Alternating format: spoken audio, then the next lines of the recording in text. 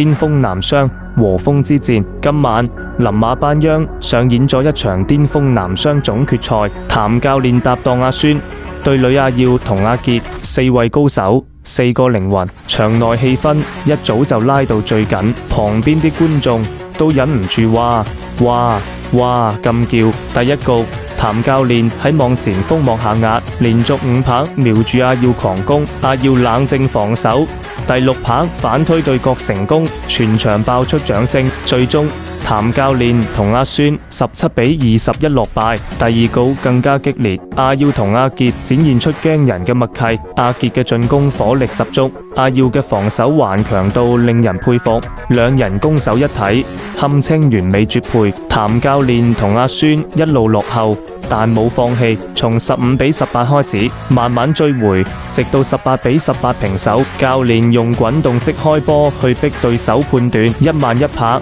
對手放網失誤，終於領先20比18。雖然對方追回1分，但最後阿孫接發，對方再放網唔過網，譚教練同阿孫21比19扳回一局，1比1握手言和。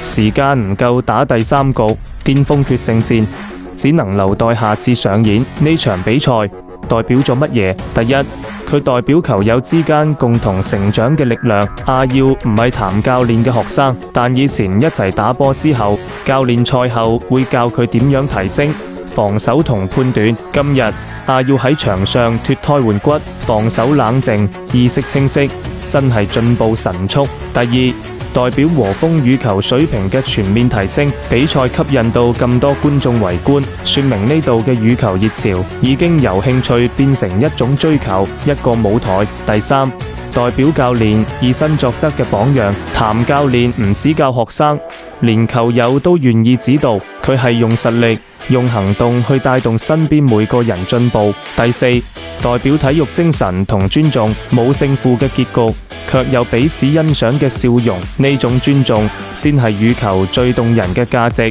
第五，代表社區羽球文化嘅凝聚力，一聲聲話，一陣陣掌聲，都係和風羽球人共同熱血嘅回應。羽球已經唔只係運動，而係連接人同人嘅橋梁。呢一晚，譚教練、阿孫、阿耀、阿傑一齊打出咗屬於和風羽球嘅經典一戰，攻與守，球友與教練，學習與傳承，都喺呢個夜晚交織成一份感動。和風羽球從此唔只係比賽，而係一種精神，一種文化嘅延續。